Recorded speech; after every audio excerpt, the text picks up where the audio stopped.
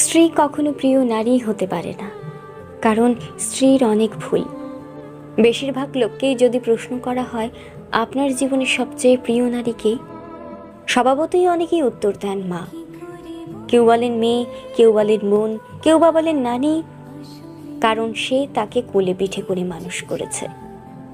এমন অনেকগুলো সম্পর্কের কথাই উঠে আসে, খুব অবাক লাগে। একজন মানুষও উত্তর দেন না তার বউ তার সবচেয়ে প্রিয় নারী।